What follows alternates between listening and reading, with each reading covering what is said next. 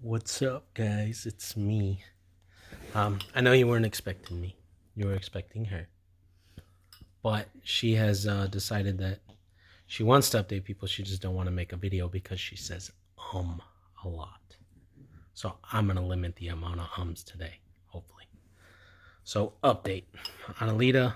And then she had wrote down some questions for me about some stuff that she wants me to answer. So she's had about 4 chemo sessions now. The doctor has put her on a schedule of 2 weeks on, 1 week off, 2 weeks on, 1 week off, so on and so forth. But her left boob is not as swollen. The lymph node in her shoulder, where there was a tumor, has shrunk. The one in her neck has shrunk, but she still feels it. Her hair hasn't fallen out yet, as you can see. Still beautiful. But it is, I don't know the word for it. She's shedding a little bit. But I don't think it's from the chemo, to be completely honest with you. So the downfalls, she has a lot of cancer in her hip areas. So she's got a lot of hip pain some days. Some days, I don't know if she just doesn't tell me or whatnot. But she seems to suck it up a lot and carry on with a smile.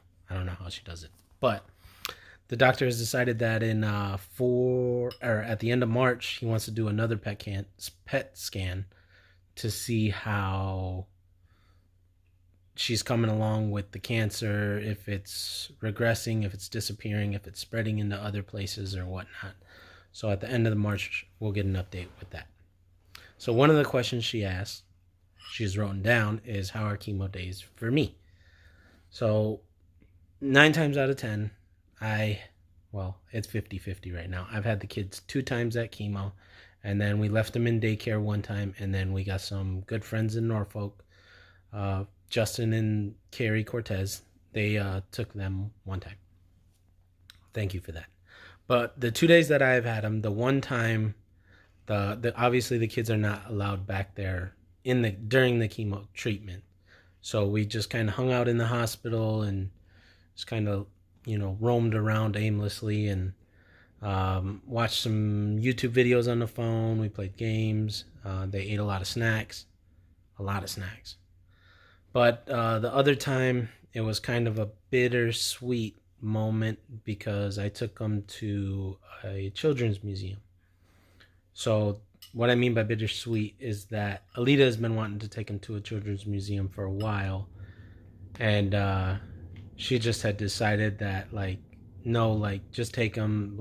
They shouldn't be punished for this in a sense. But I think the kids obviously don't understand it, but I understood the problem with it. So I did take him to the children's museum. The kids had a blast at the children's museum. I had a blast seeing the kids have a blast. I did take a lot of videos for Alita so she could see them. She laughed at them. Brayden got scared in one of them. But it was a good day, all in all. That was actually one of the better chemo days because it was actually shorter than the most. But the other 2 times that we've went, 1 time I got to sit with her. So we got to watch, we were playing card games and conversating back and forth, watching, videos on our phones and, joking and whatnot and making light of a deeper situation, obviously. The other time I sat in the waiting room for, it was 6 or 7 hours. I went and got lunch, went back and sat in the waiting room. I played on my phone, and then I actually ended up falling asleep and having a dream. And I was laughing in my sleep, apparently, when Alita seen me. So it was a pretty funny dream. The other question that she asked is, what's been the hardest thing for you, as in me, through all of this? The hardest thing for me in all of this is the fact that I can't control anything that's going on. That's the thing that bothers me the most. I'm pretty good about controlling what's going on in our lives, in the sense of if something's wrong with one of the kids, either myself or her knows how to handle it and knows how to go about it and make things better. With this one, I can't control it. It's out of my hands. It's out of her hands. And that's probably the hardest thing for me as far as not being able to control this situation in her life, not being able to make her feel better or make the cancer go away or anything like that. So that's been a problem that I've been dealing with since the beginning, since the first time even. The differences for me between the first time and this time is I feel the first time I kind of bottled a lot of stuff up. I pretty much became a complete a-hole. I didn't know what to do. I was mad at everybody. I was constantly on edge. I took it out on the people that was closest to me, including her, which was not a good thing for her, for me, for us, for the kids, for anybody that was around us.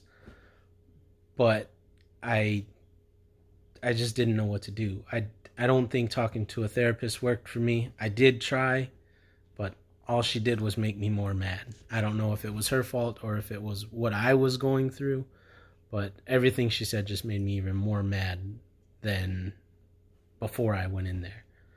But we made it through that because she is a strong and amazing woman. I can be a pain in the ass sometimes, to be completely honest. But the first time after chemo, she was really sick for, 3, 4, and 5 days at a time. She wasn't eating a lot. She didn't really lose a lot of weight because I tried to make sure that she didn't. I took her out to eat wherever she wanted to go after chemo because I knew for the next couple of days she was just going to be... Yeah. I knew she was going to be kind of, nitpicky on what she wanted to eat, and she wouldn't want to eat for, a day or two, and then she would eat something light, and then it would be, another day or two before she ate. But I do think that the chemo that the doctor has her on this time is I know it's a lot less aggressive, because the first time she went through AC&T, which is like the most aggressive chemo. It's the Red Devil, they call it, and that was the one that, her hair had fallen. Her hair was already gone by this time. So this one is a lot easier. I'm not saying that she's not sick days after chemo, but it is a lot easier for her to recover. It seems like she has bad days where she does still feel sick. She feels like, she got the crap kicked out of her the day before because of one of the medicines that the doctor is giving her. But that's a good thing. That's what it's supposed to do. It's strengthening her bones. So another question is, what gets us through our toughest days? For me, is the fact, what gets me through the tough days is that knowing at the end of the day that we have another day. Whether it's, together, whether we're just sitting around the house, and the fact that Alita can wake up with a smile on her face and she can go throughout her day with a positive attitude, a positive outlook on life. It just shows me that I shouldn't feel upset or angry or anything like that, because if she can do it, so can I. Obviously, the kids definitely help us. They definitely keep us busy. They do a lot of stuff that is sometimes funny, sometimes not. For her, I don't know what gets her through the day. She's an amazing woman, but I just don't know how she does it some days, to be completely honest with you. I'll let her talk for a second about it. Don't say don't ruin my video. For me, I guess what gets me through my toughest days are the kids. Sometimes it's hard alone, just parenting, but the kids, like, being their mom gets me through the day. Having to do breakfast, knowing I have to feed my kids, get them dressed, whatever I have to do as a mom gets me through the day. And then I think going to church has helped me get through the week. I feel like it piles on any little thing during the week, and then we go to church, and then I feel like I kind of leave it there and then start over again another week, if that makes sense. And then obviously Ben helps a lot. I don't know if there's something like specific that gets me, you know? I would say the kids. They keep me busy enough to forget what's going on most of the days. But I'll hand it back to Ben. Hi guys, it's me again. So the last question she has on here is, how are you doing with everything that's going on? So I feel that I'm doing a lot better as far as controlling my anger, doing whatever I can do to help around the house with whether she cooks dinner and I clean the kitchen, or I give the kids a bath and she cleans up, or vice versa, etc. We're just taking it one day at a time. There's always going to be challenge, ups and downs. There has been days that I